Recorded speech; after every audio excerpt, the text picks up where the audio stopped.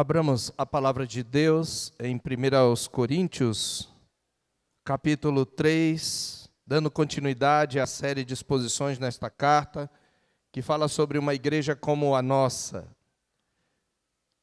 com defeitos, com questões relacionais, morais, pessoais a tratar, questões de fé, deficiências de fé. E é uma igreja que serve para nós de exemplo.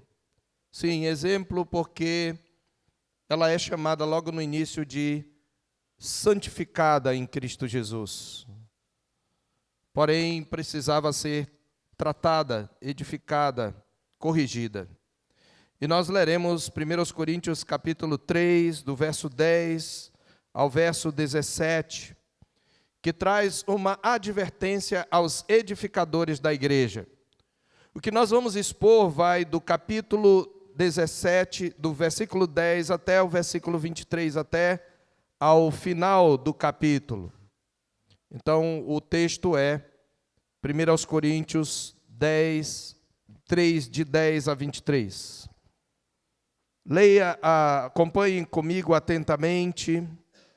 Procure evitar toda movimentação desnecessária, menos os pais para acalmar os filhos.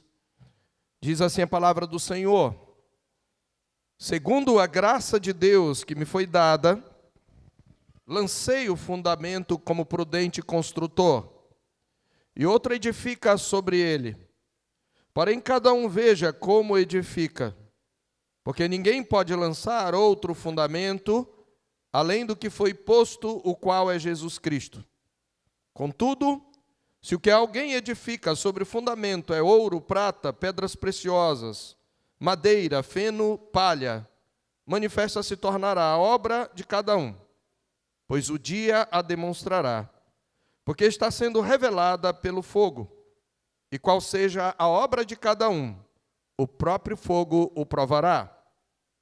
Se permanecer a obra de alguém que sobre o fundamento edificou, esse receberá galardão. Se a obra de alguém se queimar, sofrerá ele dano, mas esse mesmo será salvo, todavia, como que através do fogo. Não sabeis que sois santuário de Deus e que o Espírito de Deus habita em vós? Se alguém destruir o santuário de Deus, Deus o destruirá. Porque o santuário de Deus, que sois vós, é sagrado. Ninguém se engane a si mesmo. Se alguém dentre vós se tem por sábio neste século, faça-se estulto para se tornar sábio. Porque a sabedoria deste mundo é loucura diante de Deus, porquanto está escrito, ele apanha os sábios na própria astúcia deles. E outra vez, o Senhor conhece os pensamentos dos sábios, que são pensamentos vãos. Portanto, ninguém se glorie nos homens, porque tudo é vosso, seja Paulo, seja Apolo, seja Cefas, seja o mundo, seja a vida, seja a morte, sejam as coisas presentes, sejam as futuras, tudo é vosso, e vós de Cristo, e Cristo de Deus. Amém. Senhor Deus, estamos diante da Tua palavra, que foi inspirada pelo Teu Santo Espírito. Pedimos que esse mesmo Espírito, ó Deus, venha abrir os nossos corações, o nosso coração, para compreendermos a Tua palavra, para crermos na Tua palavra e para avaliarmos a nossa própria vida, o modo como aqueles que são de Cristo têm trabalhado na edificação do Teu santuário vivo, que é a igreja. Que também venha trazer, ó Deus, convencimento àqueles que ainda não são de Cristo, que estão de fora desse santuário, dessa comunidade, para que sejam aproximados por meio do Evangelho. Ó Senhor, apesar de mim, usa-me, ó Deus, pelo poder do Teu Santo Espírito. Eu te peço em nome de Jesus. Amém. Irmãos, há uma história bastante conhecida, possivelmente inspirada em contos atribuídos a Charles Péguy, um poeta francês, que fala de um viajante que passava por um canteiro de obras, ali na Europa. Ali ele observou 3 pedreiros realizando exatamente a mesma tarefa, assentando tijolos com argamassa, um sobre o outro. O trabalho era o mesmo, as condições eram as mesmas, o esforço era o mesmo. Ainda assim, ao se aproximar e perguntar de cada um o que estavam fazendo, recebeu respostas bem diferentes. Ao perguntar ao primeiro pedreiro: "O que você faz aí?", este, com um semblante de dor e sofrimento e de certo mau humor, respondeu: "Estou quebrando pedras, não vê? Minhas costas doem, minhas mãos estão esfoladas, e eu não suporto mais este trabalho." A visão deste primeiro pedreiro era restrita, vemos aqui, ao esforço imediato, ao desgaste do corpo e ao peso da tarefa. Mas o segundo pedreiro, ouvindo a mesma pergunta, respondeu de maneira mais equilibrada, mas sem entusiasmo: "Eu estou ganhando a vida, não posso reclamar, pois levo o pão de cada dia para minha família." Este, numa visão um pouco superior, enxergava o trabalho como um meio necessário, digno, porém limitado à subsistência. Já o terceiro pedreiro, ao ouvir a pergunta daquele transeunte, com expressão firme e olhar elevado, declarou: "Estou construindo uma catedral." Mesmo realizando a mesma atividade dos outros, a sua percepção alcançava o propósito final da obra. Ele não via apenas tijolos, ele não via apenas o trabalho árduo, ele via o todo, uma catedral, um templo, onde se haveria de cultuar. Ele via mais do que o esforço, ele via o significado daquilo que estava sendo construído.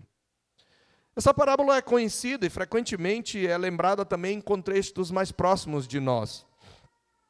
Como ela tem uma versão que fala dos operários, os chamados candangos, que trabalharam na construção de Brasília. E, sem repetir a parábola, o terceiro pedreiro, no contexto do Brasil, teria dito: "Estou construindo a capital do meu país." O que ela nos mostra, o que ela nos evidencia, é que a maneira como nós enxergamos aquilo que nós fazemos altera profundamente a nossa motivação e a nossa experiência do que fazemos. Porque a mesma tarefa pode ser vivida como sofrimento, como mera obrigação ou necessidade, ou como participação consciente em algo grandioso. Há uma diferença, portanto, irmãos, em executar uma atividade e compreender o que está sendo edificado. E é exatamente nesse ponto que a reflexão bíblica nos conduz a uma pergunta mais profunda. E aqui é uma pergunta para aqueles que já têm Cristo: quem nós somos? E o que nós estamos fazendo aqui? Nós temos lido aqui em 1 Coríntios que, se por um lado nós somos a lavoura, nós vimos na mensagem anterior que nós somos lavoura de Deus, observe o verso 9, porque de Deus somos cooperadores, lavoura de Deus, edifício de Deus, sois vós. Nós, enxergados no conjunto, somos lavoura de Deus, somos a vinha de Deus. Vimos esta figura hoje na exposição do Salmo 80. Mas somos também um santuário vivo de Deus, um edifício orgânico, um edifício espiritual para a habitação de Deus. Mas, por outro lado, meus irmãos, Paulo vai mostrar que nós somos tanto a vinha, como igualmente somos lavradores dessa vinha. E somos tanto o santuário, como somos os edificadores desse santuário. Na Escritura, na verdade, nós somos descritos com essa identidade dupla. Em Cristo, conforme, por exemplo, 1 de Pedro 2,5, em Cristo nós somos pedras vivas do santuário de Deus. Nós somos o próprio santuário. Mas, ao mesmo tempo, nós somos sacerdotes que ministram nele. Pedro fala disso no capítulo 2, no verso 4, quando ele diz: "Chegando-vos para ele a pedra que vive, rejeitada assim pelos homens, mas para com Deus eleita e preciosa, também vós mesmos, como pedras que vivem, sois edificados casa espiritual. Veja, nós somos casa espiritual, mas logo em seguida ele diz, para serdes sacerdócio santo, somos os ministros desse santuário, a fim de oferecerdes sacrifícios espirituais agradáveis a Deus, por intermédio de Jesus Cristo. Por causa da união com Cristo, nós somos feitos santuário de Deus, nós somos pedras vivas, Ele é a pedra angular. Então nós somos ao mesmo tempo pedras vivas do santuário de Deus, e somos sacerdotes que ministram nele. Nós somos casa espiritual e nós somos sacerdócio santo. E meus irmãos, essa perspectiva teológica é importante para compreendermos o nosso texto, porque essas duas perspectivas em relação aos crentes devem ser mantidas lado a lado, como dois lados de uma mesma moeda. E Paulo adota essa dualidade em sua epístola aos Efésios. Você lembra?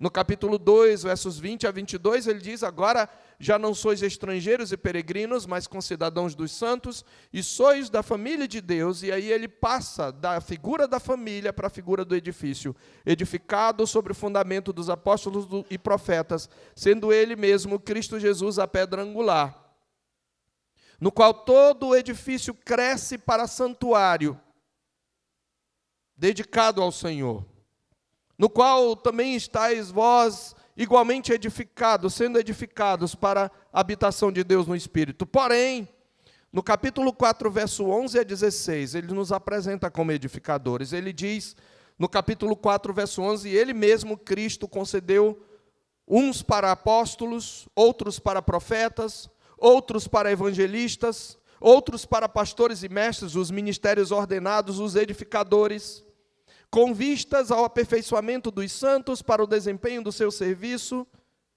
E qual é o serviço? Para a edificação do corpo de Cristo, até que cheguemos à unidade da fé e do pleno conhecimento do Filho de Deus, à perfeita varonilidade, à medida da estatura da plenitude de Cristo, para que não mais sejamos como meninos, agitados de um lado para o outro e levados em redor por todo o vento de doutrina, mas seguindo a verdade em amor, cresçamos em tudo naquele que é a cabeça, Cristo, de quem todo o corpo, bem ajustado e consolidado, pelo auxílio de toda a junta, segundo a justa cooperação de cada parte, efetua o seu próprio aumento, o corpo efetua o seu próprio aumento, para a edificação de si mesmo em amor. É nessa qualidade de edificadores do santuário de Deus que eu quero falar nesta noite, a partir do nosso texto. Por óbvio que o que destaca-se aqui é especialmente o papel dos ministros da palavra, dos ministérios ordenados, dos pastores e mestres, dos evangelistas.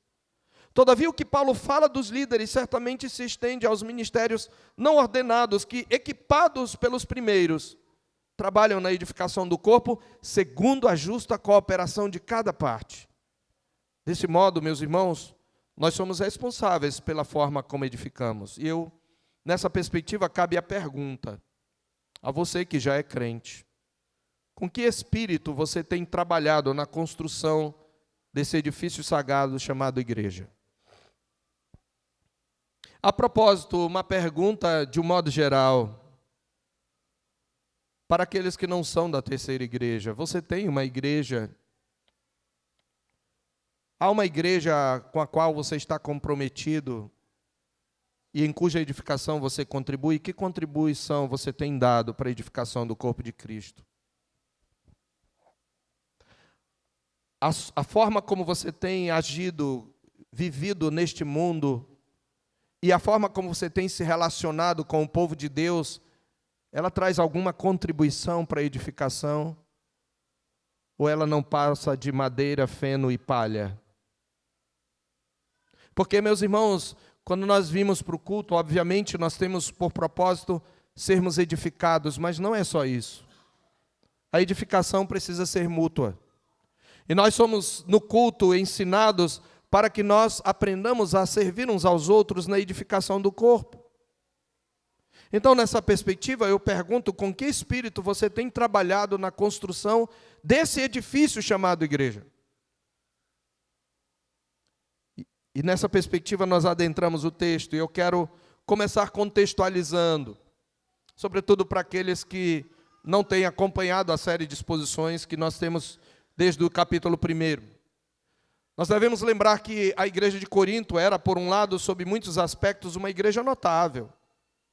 Paulo a descreve como uma comunidade enriquecida em toda a palavra e em todo o conhecimento. No capítulo 1, verso 5, ele agradece a Deus por isso. E ele reconhece que não faltava a essa igreja nenhum dom espiritual, no capítulo 1, verso 7. Havia ali uma abundância de recursos, uma variedade de ministérios e uma manifesta atuação da graça de Deus. Contudo, essa riqueza, nós temos visto que ela coexistia com sérios problemas, que pareciam contradizer a identidade da igreja, a natureza santa da igreja. Porque era uma igreja marcada por divisões, por conflitos internos e desvios de comportamento que comprometiam a sua identidade como povo de Deus. Veja, a mesma comunidade que possuía dons extraordinários, em abundância, revelava ao mesmo tempo imaturidade espiritual profunda. Entre esses problemas, destacava-se, nos primeiros 4 capítulos, destaca-se a divisão. Paulo havia dito no capítulo 1, verso 10, rogo-vos, irmãos, ele diz, rogo-vos, irmãos, pelo nome de nosso Senhor Jesus Cristo, que faleis todos a mesma coisa e que não haja entre vós divisões, antes sejais inteiramente unidos de alma, e unidos na mesma disposição mental e no mesmo parecer, pois a vosso respeito, meus irmãos, fui informado pelos da casa de Cloé, de que há contendas entre vós, refiro-me ao fato de cada um de vós dizer, eu sou de Paulo, e eu de Apolo, e eu de Cefas, e eu de Cristo. Havia essa divisão, que são rasgos no corpo de Cristo. Os crentes passaram-se a apegar-se a líderes proeminentes, que eram ministros fiéis, e tinham passado por ali, menos Pedro. Mas eles se apegavam a esses líderes não como ministros do Evangelho, mas como figuras de destaque avaliadas por critérios de eloquência, habilidade retórica e prestígio pessoal. Desenvolveu-se assim um verdadeiro culto à personalidade e, com isso, a centralidade de Cristo crucificado foi sendo obscurecida. E nós temos visto que por trás dessa atitude havia uma mentalidade moldada pelo ambiente cultural de Corinto, inserida no mundo greco-romano. A igreja absorveu valores que exaltavam a busca por sabedoria e por reconhecimento humano. E devemos lembrar que a sabedoria, naquele contexto, era vista, pelo menos em 2 perspectivas, ambas mundanas, vindas da cultura. Primeiro, como um conhecimento elevado, profundo, acessível apenas a iniciados, uma espécie de saber místico reservado que distinguia os iluminados dos demais. E essa mentalidade mística vinha do paganismo das religiões de mistério, não do Evangelho. Em segundo lugar, a sabedoria também poderia ser considerada por eles uma habilidade retórica, e nesse caso não importava o conteúdo do que se falava, se aquilo era verdade ou não, mas a forma do discurso. Esse conceito, por sua vez, vinha de uma mentalidade sofista dos filósofos ambulantes que atuavam em Corinto.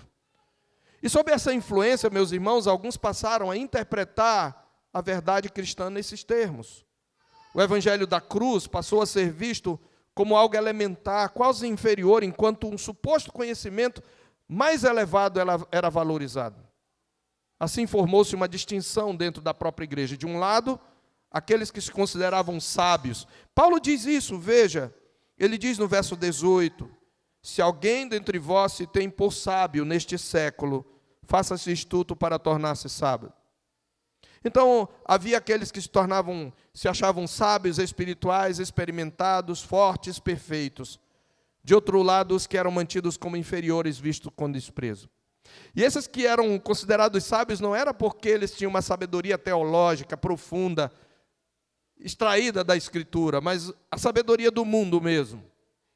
Paulo confronta diretamente essa pretensão. Aqueles que se julgavam espirituais são chamados de carnais, no capítulo 3, verso 1.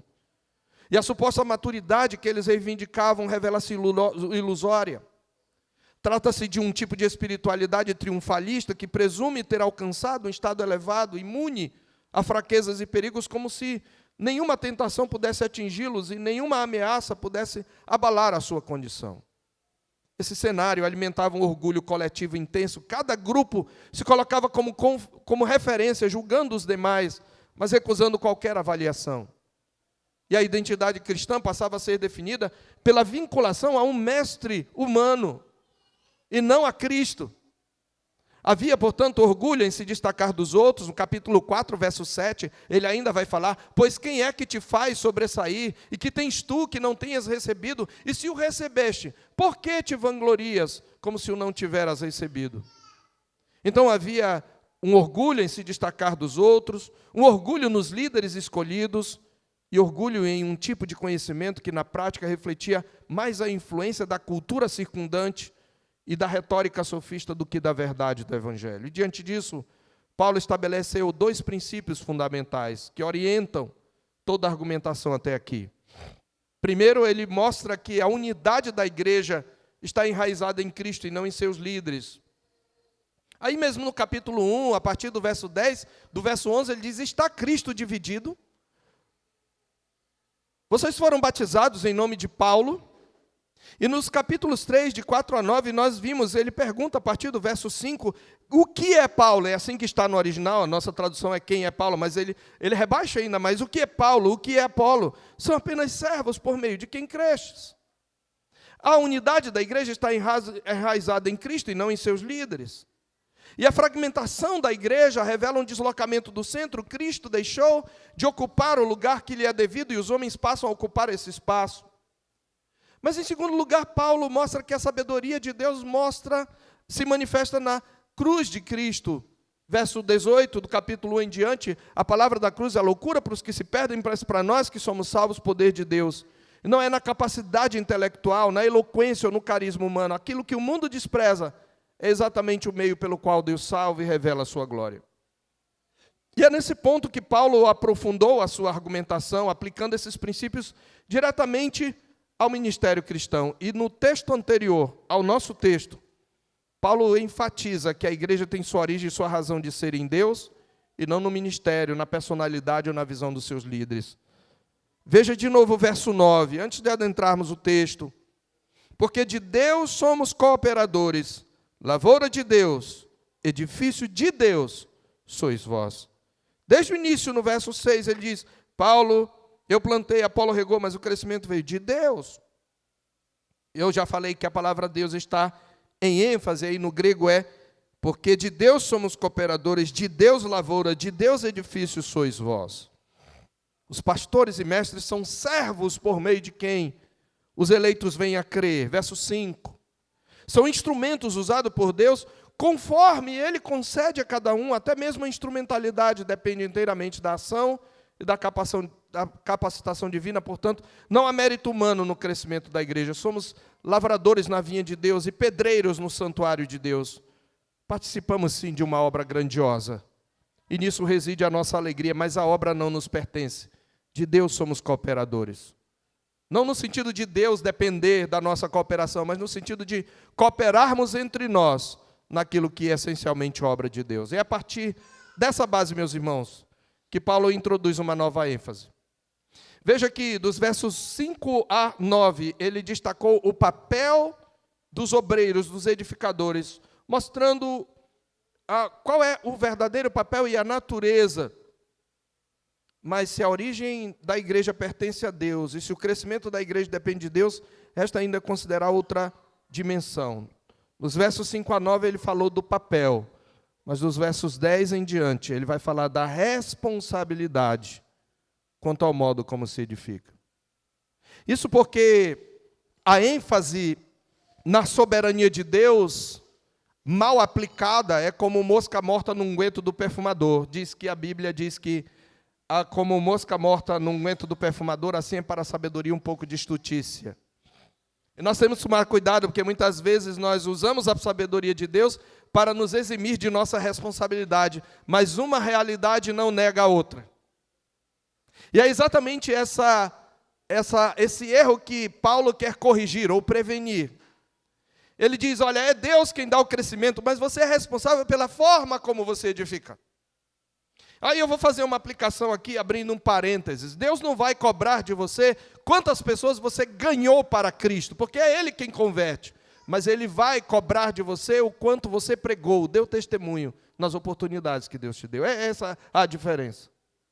Então, o ponto aqui é a responsabilidade dos edificadores da igreja. Por isso o título, uma advertência aos edificadores da igreja. Eu quero expor agora propriamente esse trecho que nós lemos, tratando de 3 pontos aqui que Paulo trata. Primeiro, ele fala do fundamento da construção.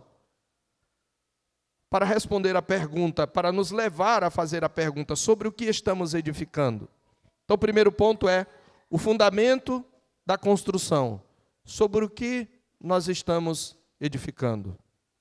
O segundo ponto da nossa mensagem, da exposição, fala dos materiais da construção. E aí vem uma segunda pergunta: com que estamos edificando? Material da construção, com que estamos edificando? E em terceiro e último lugar, nós vamos tratar do julgamento dos construtores. Como Deus avaliará o que foi edificado. Então, tratando desses pontos, eu quero começar com o primeiro, o fundamento da construção. Sobre o que estamos edificando. Veja o verso 10 e o verso 11. Por um lado, Paulo se colocou no seu devido lugar. Ele disse: nós somos apenas servos. Por meio de quem vocês creem? Nós somos serventes, nós somos garçons do Evangelho. Mas ele não quer que isto pareça que ele não reconhece a graça de Deus sobre ele como ministro.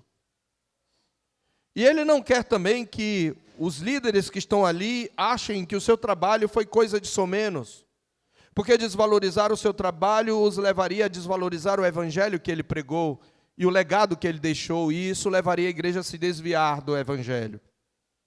Por isso agora ele vai falar do seu papel, exatamente qual foi o seu papel em Corinto. Ele diz, nos versos 10 e 11, segundo a graça de Deus que me foi dada, lancei o fundamento como prudente construtor, e outro edifica sobre ele. Porém, cada um veja como edifica. Essa é a advertência. Num resumo, essa é a advertência. Cada um veja como edifica. Paulo está dizendo, olha, eu fui aquele que fundou a igreja, eu plantei a igreja, eu lancei o fundamento. Esse foi o meu papel. E esse papel ninguém vai tirar de mim. Mas Paulo não está sendo pretensioso, porque como ele começa a falar do seu trabalho, segundo a graça de Deus que me foi dada.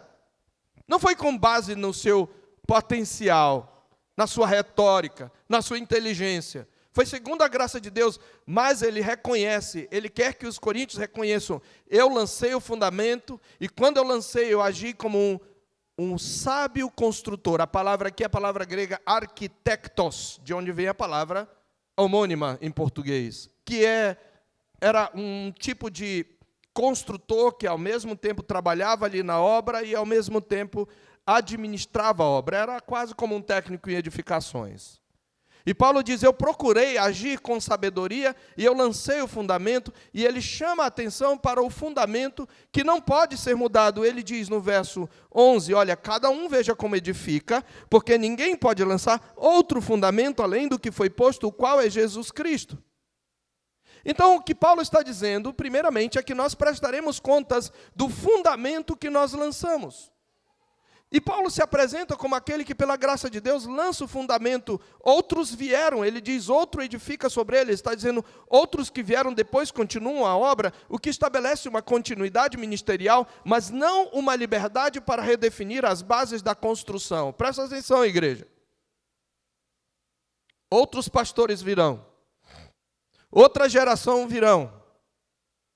E esta igreja, sobretudo a nova geração, não pode permitir que outro fundamento que não Jesus seja colocado sobre o fundamento desta igreja.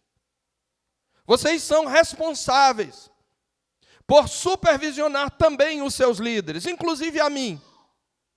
E se em algum momento eu começar a pregar um outro evangelho, um evangelho diferente do que até agora eu preguei, vocês não devem me escolher, vocês devem me denunciar por heresia. Porque ninguém tem o direito de tirar do centro Cristo Jesus. Cristo é o centro, a igreja precisa ser cristocêntrica. A mensagem da igreja precisa ser cristocêntrica. O culto da igreja precisa ser cristocêntrico. Cristo é o centro, irmãos. Então, a igreja precisa entender isso.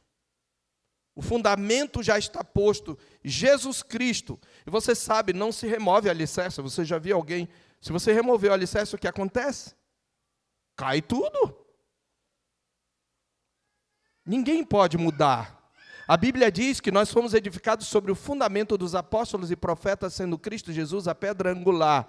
Os apóstolos e profetas nos deixaram a Escritura. Então, ao mesmo tempo, você precisa entender que a igreja não pode se desviar do Cristo revelado nas Escrituras, e, portanto, ela precisa ser fiel às Escrituras. E no Brasil já existe um movimento no evangelicalismo negando a inspiração e a infalibilidade das Escrituras, que ao mesmo tempo que fala de Cristo, fala de um outro Cristo que não é o das Escrituras. O fundamento já está posto, meus irmãos. Isto significa que a igreja nasce da iniciativa de Deus e está vinculada de modo constitutivo à obra de Cristo. Ela não pertence a si mesma. Ela não pertence aos seus líderes. Deus me livre, Deus me leve antes que eu crie qualquer ministério personalista. Você tem que olhar sempre para Cristo. A igreja não pertence a quem a serve. Os ministros atuam dentro de limites bem definidos. A legitimidade deles decorre da missão recebida. E essa mesma missão delimita a sua atuação. Por isso, não se admite substituição, acréscimo ou deslocamento desse fundamento. Em termos concretos, a pregação de Cristo crucificado permanece como base exclusiva e inegociável da igreja. Qualquer tentativa a partir de outro centro, de outro alicerce, seja a sabedoria humana, a experiência subjetiva ou a figura de líderes, compromete toda a estrutura. É com tristeza que eu lembro e registro que no escândalo do INSS, algumas denominações têm sido envolvidas. Há um líder de denominação evangélica já preso, por uma igreja que se cresceu através de franquias. Irmãos, isso é uma vergonha para o Evangelho. Cristo foi deslocado do centro. Eu até creio que existem crentes nessa igreja, talvez agora envergonhados pelo personalismo, pela cobiça, pela corrupção de seus líderes. A igreja não pode remover o fundamento. Em segundo lugar, nós temos os materiais da construção, com que estamos edificando. O fundamento é inegociável, mas é possível você ter o fundamento e construir com material de segunda categoria no fundamento.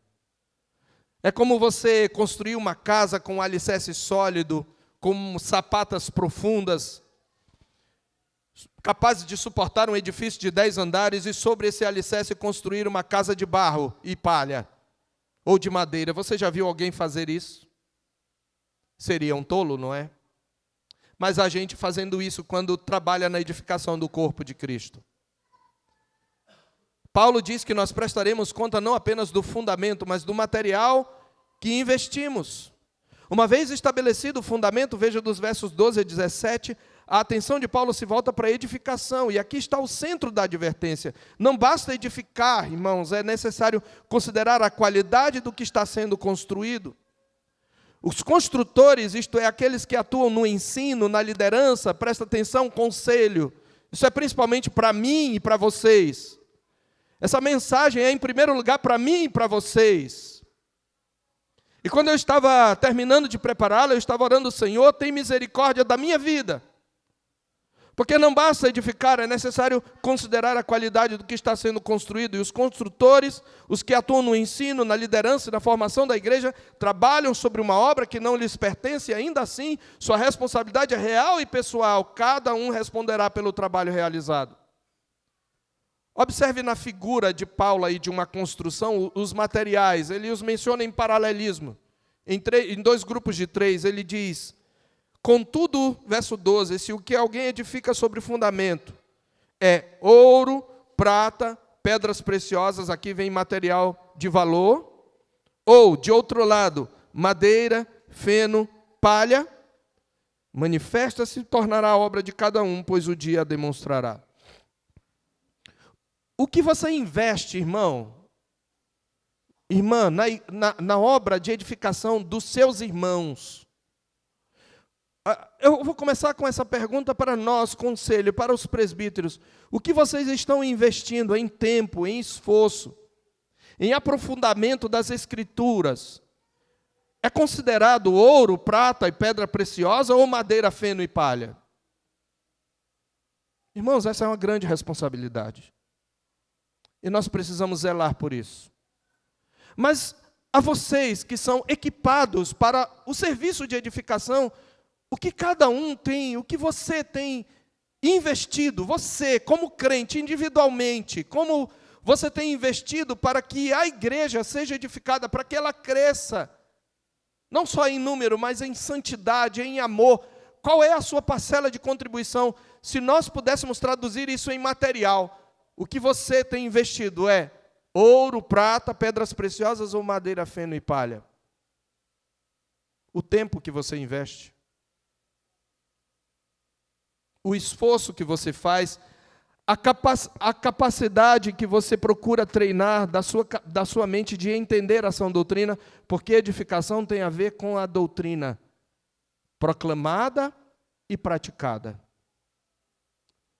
E, meus irmãos, é possível que a gente professe uma fé bíblica reformada, mas no nosso dia a dia a gente viva baseado numa cultura pagã. Então, meus irmãos,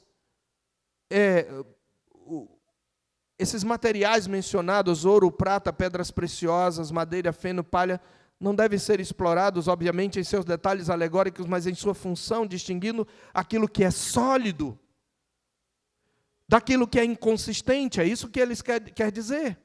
Em termos práticos, isso aponta para a natureza do ministério exercido, irmãos. Há aquilo que de fato edifica e conduz ao amadurecimento espiritual, e há aquilo que apenas impressiona, mas não sustenta.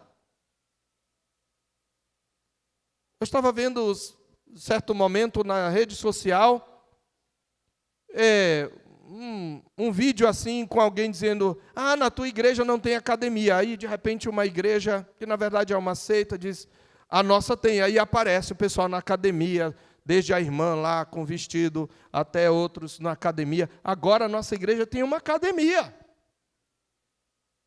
Isso é palha, irmãos. Isso é feno. Academia, o mundo pode fazer. Não sou contra a academia. Mas não é isso o papel da igreja. Isso é feno, isso é palha. Não conduz ao amadurecimento espiritual. Isso pode impressionar, pode atrair os bodes, mas não vai alimentar as verdadeiras ovelhas. Há, portanto, uma exigência clara, agir de modo autenticamente construtivo no seio da igreja, para nós, líderes, oferecer aos fiéis elementos de verdadeiro crescimento. Nós gostamos de eventos de lazer, de diversão, isso é bom. Até porque esses eventos também são oportunidades de edificarmos uns aos outros. Mas nós precisamos intencionalmente entender que a edificação ocorre quando nós exortamos uns aos outros e lembramos uns aos outros a palavra de Deus. E quando nós pregamos o evangelho aos de fora. É possível, meus irmãos, uma igreja desenvolver atividades intensas, estruturar ministérios, produzir resultados visíveis e ainda assim empregar material de segunda. O texto nos obriga a considerar que nem toda edificação é aprovada por Deus. E é assim que, em terceiro e último lugar, nós chegamos ao julgamento dos construtores. Como Deus avaliará o que foi edificado? Versos 13 a 17. Ele diz: manifesta se tornará a obra de cada um, pois o dia a demonstrará, porque está sendo revelada pelo fogo. E qual seja a obra de cada um, o próprio fogo o provará. nosso ministério será provado, Paulo está dizendo. E Paulo está projetando a cena para o futuro. Observe que o tradutor corretamente colocou a palavra dia em letras maiúsculas, porque ele está falando do dia do juízo. A Bíblia diz, e Paulo vai dizer isso lá em 2 Coríntios, no capítulo 5, que todos nós, importa que todos nós compareçamos diante do tribunal de Deus, de Cristo. O dia tornará manifesta a obra de cada um, e o critério não será, meus irmãos, humano, não será de aparência, será divino. A avaliação não se baseará em aparência, mas em realidade. O fogo do juízo, esse fogo mencionado não tem um caráter purificador, mas probatório, expressando uma verificação rigorosa da consistência de tudo o que foi construído. Tudo será exposto como realmente é. E muita coisa que diante dos nossos olhos é considerada monumental na igreja vai ser destruída. O que foi edificado com material sólido permanecerá. O que foi construído com material inconsistente será consumido. Paulo, então, apresenta duas possibilidades. Veja, se permanecer a obra de alguém, no verso 14, que sobre o fundamento edificou, esse receberá galardão. Então, a primeira possibilidade aí é a obra permanece e resulta em recompensa. Mas no verso 15, se a obra de alguém se queimar, sofrerá ele dano, mas esse mesmo será salvo, todavia, como que através do fogo. A obra que se perde traz prejuízo ao obreiro, ainda que ele seja salvo, e a figura de Paulo é como se um prédio estivesse sendo incendiado, estivesse em chamas, e alguém está lá dentro e consegue se salvar, mas sai ali com o cheiro da fumaça, chamuscado.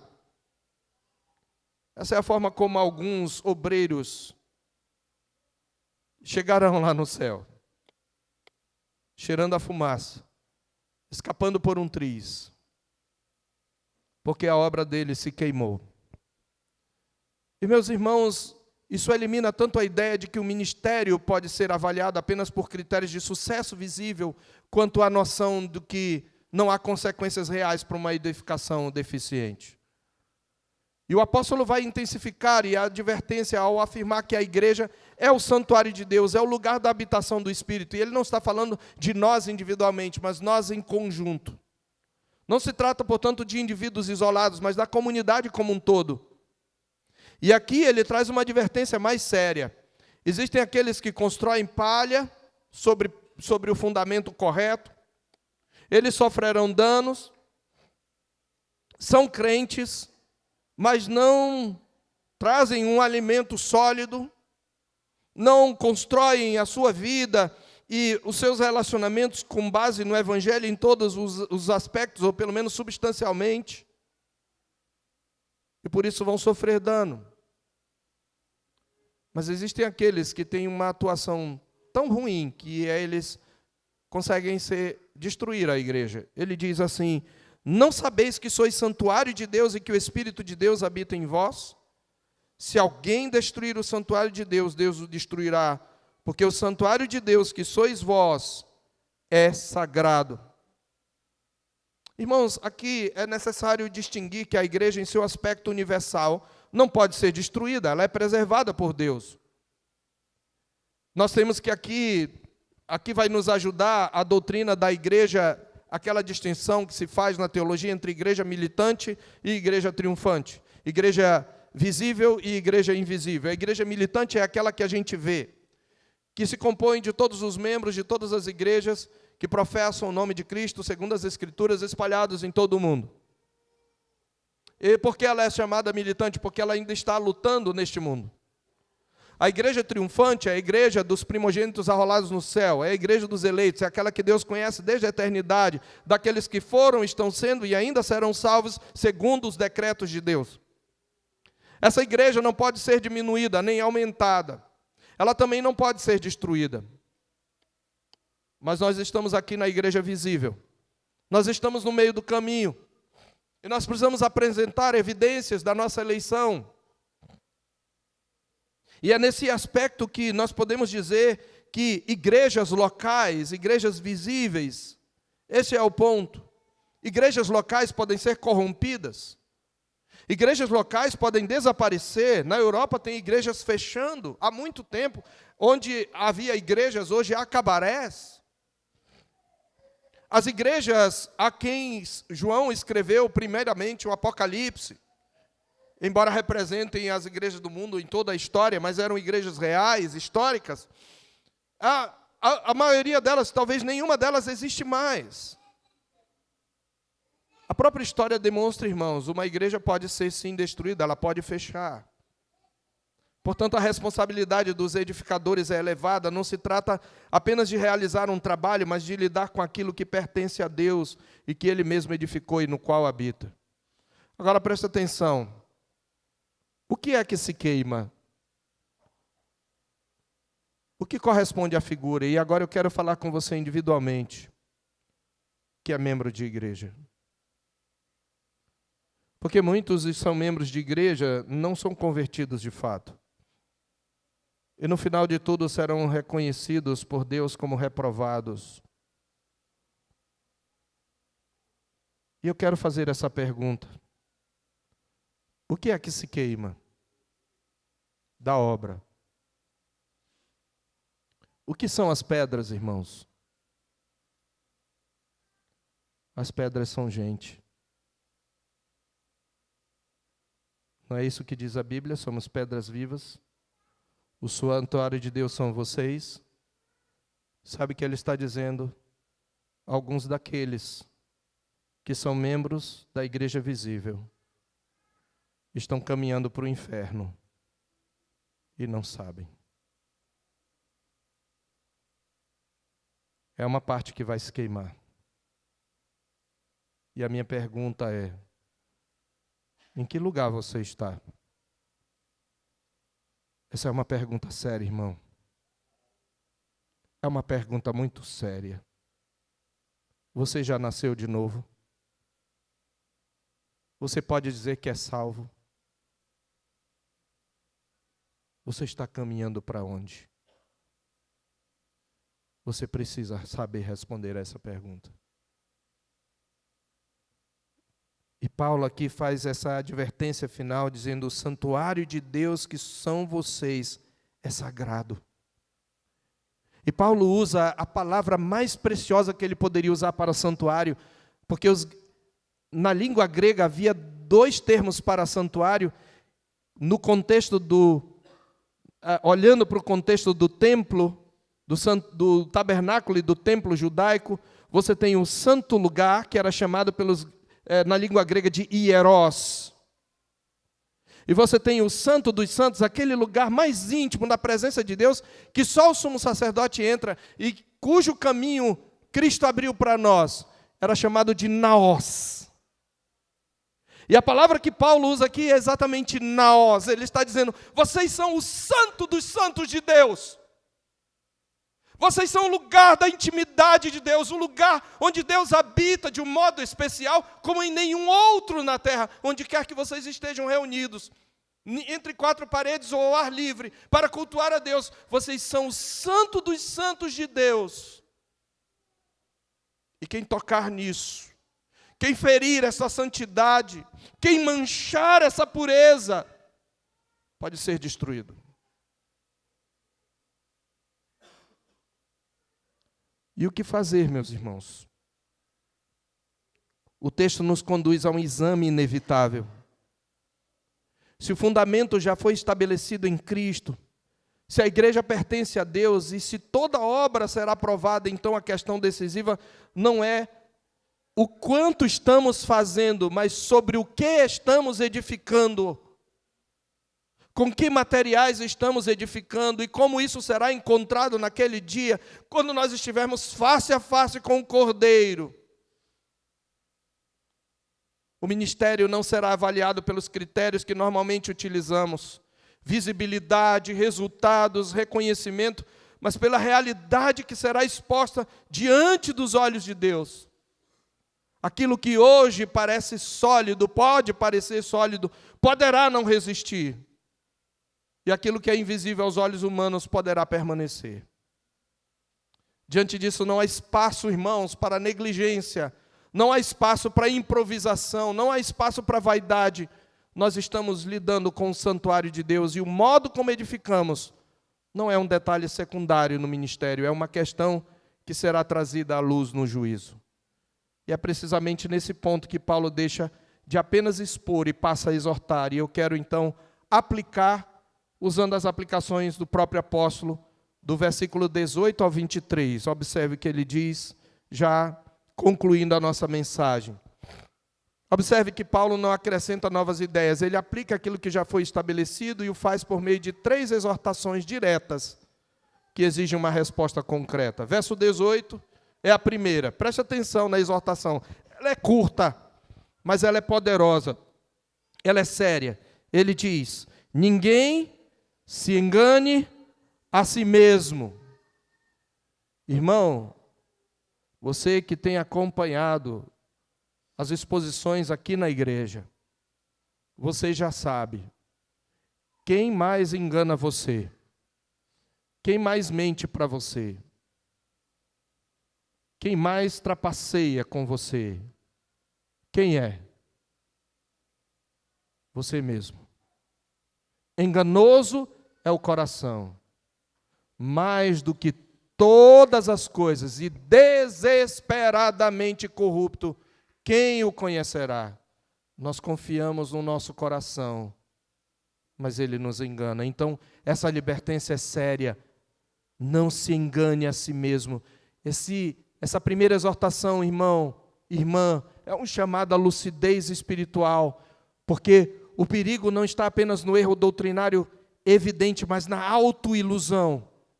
Os coríntios estavam convencidos da sua própria maturidade, da sua própria sabedoria, de sua superioridade espiritual, e exatamente aí residiu o problema. A ilusão não nasce quando se adota como critério aquilo que este mundo valoriza apenas. O brilho do pensamento humano, mas ela começa aí. O brilho do pensamento humano, a aparência de profundidade, a capacidade de impressionar, tudo isso pode dar a sensação de solidez e ser revestido de uma doutrina reformada, entre aspas, quando na verdade se trata de construção frágil. Por isso essa advertência, meus irmãos, ninguém se engane a si mesmo, permanece atual, examine a si mesmo, desconfie de si mesmo, prove a si mesmo através da Escritura, ouça a Escritura contra si mesmo. É possível avaliar o ministério, a igreja e a própria vida cristã por critérios equivocados, e isso sem perceber. A autoavaliação pode estar completamente desalinhada com a avaliação de Deus. Portanto, a primeira exigência do texto é abandone toda forma de autoengano. Nós temos estudado sobre isso, não é? Na quarta-feira, estamos estudando o cristão e a consciência e vimos as formas de autoengano. Já passamos por isto. Então, submeta a sua percepção à verdade de Deus. Pergunte não como você vê sua vida e seu ministério, mas como eles serão vistos por Deus naquele dia. Ninguém se engane. A ilusão começa quando se adota como critério aquilo que este mundo valoriza. Em segundo lugar, Paulo nos exorta: torne-se tolo para ser sábio, para ser verdadeiramente sábio. Ele diz: se alguém dentre vós, no mesmo verso, se tem por sábio neste século, e se alguém de vocês se considera sábio, irmãos, isto é para todos nós, e nós precisamos fazer isto. Se alguém se considera sábio, faça-se estulto para tornar-se sábio, porque a sabedoria deste mundo é loucura diante de Deus, como está escrito. E ele cita Jó 5,13, ele apanha os sábios na própria astúcia deles. E outra vez, citando agora o Salmo 94,11, o Senhor conhece os pensamentos dos sábios, que são pensamentos vãos. Essa segunda exortação exige uma ruptura mais profunda, portanto. Por isso que eu falei no início que a ilusão não nasce apenas, ela nasce daí, mas ela não está apenas quando se adota como critério aquilo que o mundo valoriza. É aí que ela nasce, mas ela também ocorre com a mudança do nosso ponto de partida, do fundamento. Então a exortação exige uma ruptura mais profunda. Paulo está dizendo, você tem que se fazer tolo. É claro que ele não está propondo abandono da razão. Não é isso que ele está propondo. Aliás, isso é o que propõe a mente pós-moderna. Ela reconhece que a razão não deu conta de responder às questões existenciais, nem resolver o problema do mundo. Pelo contrário, a inteligência humana nos lançou em 2 guerras. E com isso ela rejeita a racionalidade e se entrega aos impulsos loucamente. Mas não é isso que Paulo está falando. Não é desprezo pelo pensamento. O que ele está confrontando é a pretensão da razão humana de se colocar como autossuficiente. O que está em jogo é a disposição de reconhecer os limites da própria capacidade e submeter-se à lógica da cruz. Ele está a dizer, meus irmãos, que a sabedoria de Deus não se alcança por elevação intelectual. Quando ele diz, se alguém se tem por sábio, faça-se tolo, faça-se louco, você tem que olhar isso à luz de todo o contexto. Lembra o que ele falou no capítulo 1:18? Certamente que a palavra da cruz é loucura para os que se perdem, mas para nós que somos salvos, poder de Deus. E mais à frente ele diz, porque a loucura de Deus é mais sábia do que os homens, e a fraqueza de Deus mais forte que os homens. Onde está a loucura de Deus? O seu Filho crucificado. Então, quando ele diz, faça-se tolo, ele está dizendo, aceite, receba, viva a mensagem da cruz. Isso é tolice para o mundo. É o que ele está dizendo. A sabedoria não se alcança por elevação intelectual, mas pela adesão ao Evangelho de Cristo crucificado. Isso exige renúncia. Renúncia à autoconfiança, renúncia à autoexpressão, renúncia à autonomia espiritual, a ideia de que é possível construir algo sólido apenas com recursos humanos. Esse movimento parece loucura aos olhos do mundo. O mundo diz, você tem que se construir a si mesmo.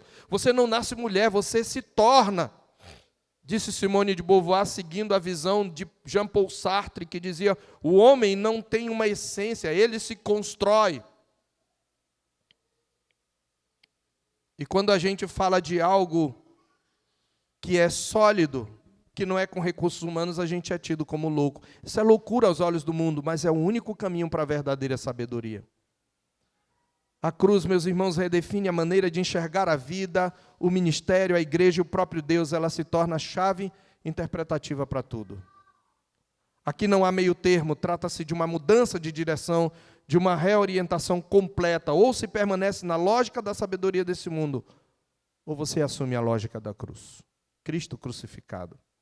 E terceiro e último lugar, no verso 21, ninguém se glorie nos homens. Essa mensagem nos exorta a não nos gloriarmos em homens.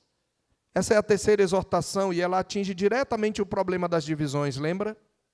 Os coríntios estavam construindo sua identidade a partir de líderes humanos que eram líderes fiéis e que nunca pediram isso, diga-se de passagem. Ele os transformava em referência última de sua vida cristã e Paulo desmonta essa lógica, invertendo a relação de pertença. Eles não são os crentes que pertencem aos líderes, são os líderes que pertencem à igreja. Mais do que isso, ele amplia o horizonte, olha o que ele diz. Portanto, ninguém se glorie nos homens, porque tudo é vosso.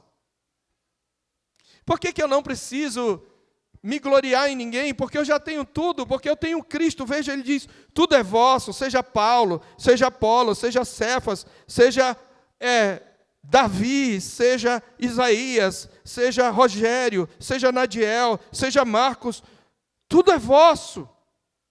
A vida, a morte, as coisas presentes, as futuras, tudo é vosso. Mas vocês não são de si mesmos, vós sois de Cristo, e Cristo de Deus. Veja, Paulo está mostrando aqui que o problema não estava apenas no apego a pessoas, mas no orgulho que se alimenta disso ao se gloriar em homens. O crente revela a dependência e perda de perspectiva. A centralidade de Cristo vai ser substituída por referências secundárias. Deixe-me confessar aqui para vocês uma experiência pessoal.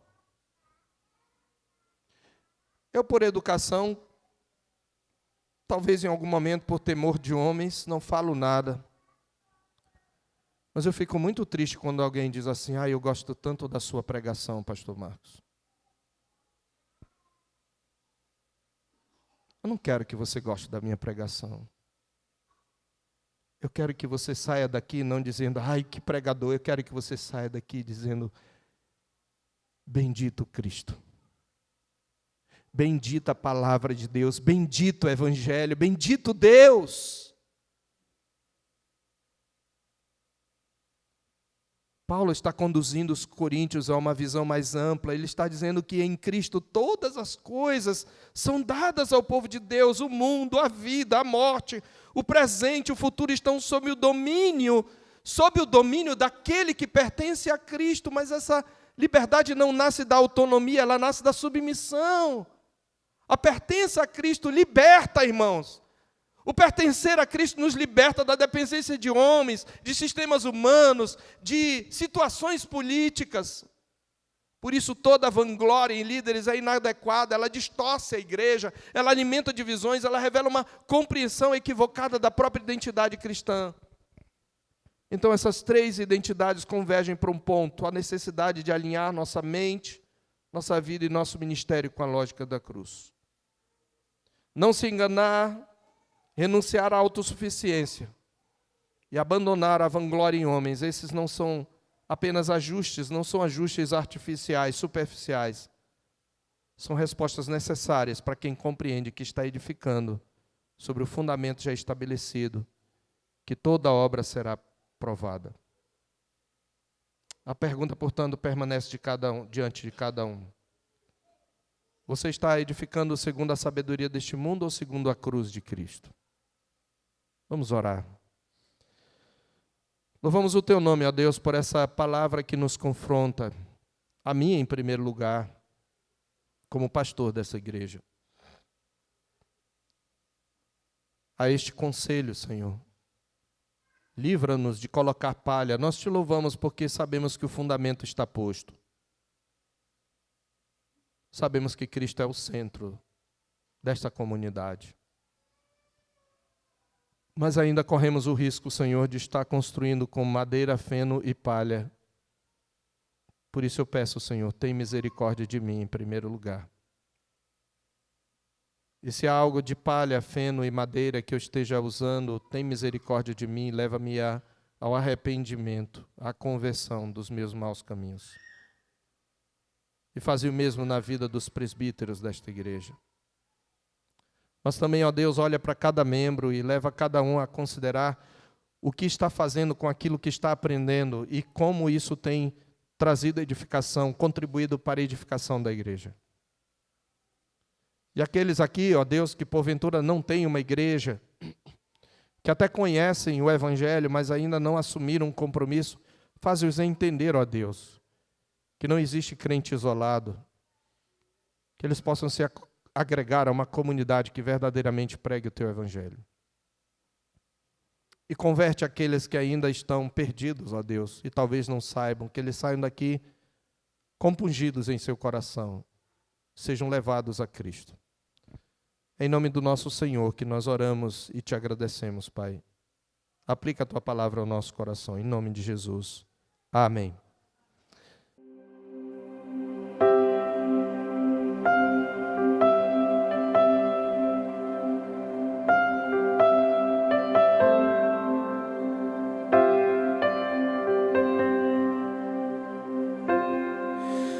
Tu és bem-vindo aqui.